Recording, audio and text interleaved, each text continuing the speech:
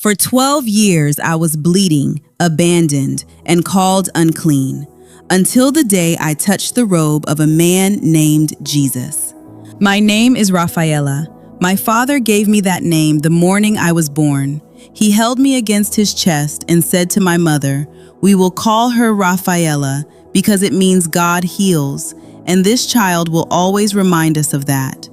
It was a name full of promise, a name that felt like a prayer. I grew up in a home full of laughter.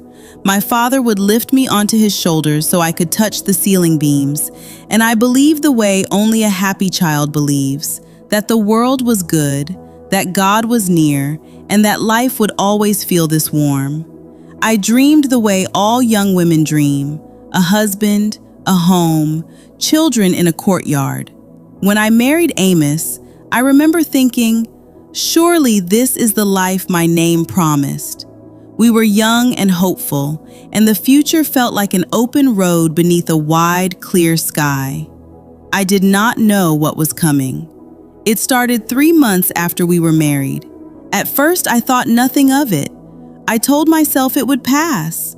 A week went by, then 2, then a month, and still the bleeding would not stop. It will stop, I told myself, but it didn't stop.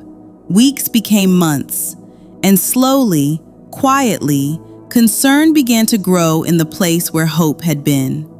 You have to understand what this meant for a Jewish woman.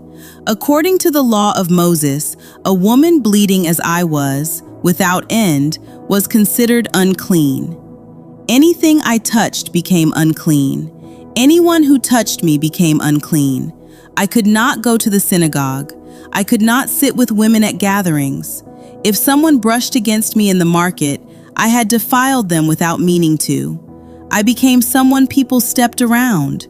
I watched it happen slowly, the way eyes would drop when I approached, the way neighbors who once embraced me began to find reasons to be somewhere else. And sometimes in the long, silent nights, I would whisper my own name, Raphaela, God heals. And I would wonder, in the way that suffering makes you wonder, if perhaps my parents had been wrong, if perhaps God had looked away, if perhaps the name was only a name, and names meant nothing at all. My parents spent everything they had trying to heal me, physician after physician, each one more expensive than the last. I drank medicines so bitter they made me weep. I endured treatments that were painful and humiliating. Nothing worked. With every failed attempt, I grew worse. My strength drained from me like water through cupped hands. Raphaela, God heals. The words were beginning to feel like a cruel joke, like a name given to the wrong girl. Then Amos left. He sat across from me one evening, looked at his hands for a long time, and said he could not do it anymore. The door closed, and I felt something leave me that was not blood, something deeper. Only my parents remained. My father, whose hair had gone white, still called me Raphaela, my treasure, even when I no longer felt like one. They were my only light. But even the people who love you most cannot fill a hole that size. 12 years, 12 long, slow, grinding years. Long enough to forget what it felt like to be well. Long enough to stop expecting the bleeding to ever stop. By the end, I barely left the house. I was ashamed of the smell that followed me. I believed I had become the kind of woman others should look away from. The kind of woman God had perhaps looked away from too. My name felt like a wound. Every time someone called me Raphaela, I heard the gap between the meaning and my reality. God heals. And I felt it like a hand pressing on a bruise. Does he? Does he still? Does he see me? I was out of money, out of physicians, out of hope. And I was so desperately tired. And then, whispers. The way hope always begins, not with a shout, with a whisper. A man, a teacher from Galilee. People said he had given sight to the blind, that lepers had been made clean at his word, that the broken had been made whole. They said he touched the untouchable. Something stirred inside me that I thought had gone out years ago, like an ember buried so long under cold ash that I had forgotten it was there.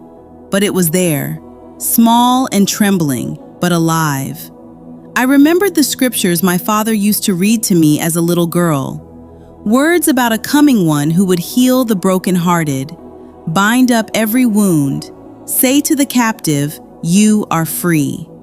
Could this be him? And then quietly, in the deep part of the night, a thought came to me I could not shake loose. Raphaela, God heals. What if my father was right all along? What if it just wasn't time yet? For 12 years, I was bleeding, abandoned, and called unclean, until the day I touched the robe of a man named Jesus. I knew I could not approach him openly. I was unclean. Someone would cry out, and the crowd would part, and I would be standing there, exposed and humiliated, as I had been so many times before. But what if I just got close enough? The thought formed with a certainty I cannot explain even now. It was not logic. It was not strategy. It was something older than both of those things. If I can just touch the hem of his garment, just the fringe, just the edge, I will be healed. I heard my father's voice in my memory, saying my name the way he said it when I was small. Raphaela, God heals. And for the first time in 12 years, instead of flinching at those words, I stood up straight inside them.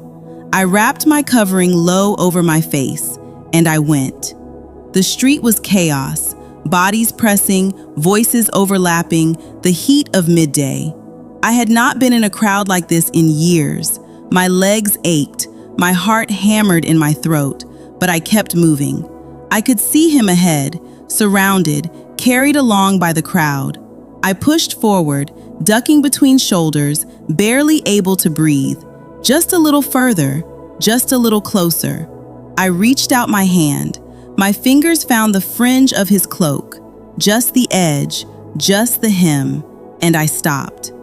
Because something happened inside my body that I have no proper words for even now. A warmth moved through me from the crown of my head to the soles of my feet, like light flooding a room when the shutters are thrown open. And every part of me that had been broken and bleeding and wrong for 12 years went still. I pressed my hand to my side and felt it. The absence of what had defined my life for 12 long years. I was whole. And then he stopped. He turned, right there in the middle of that pressing crowd, and said clearly, "Who touched me?" His disciples looked at him with bewildered faces. "Teacher, the whole crowd is touching you."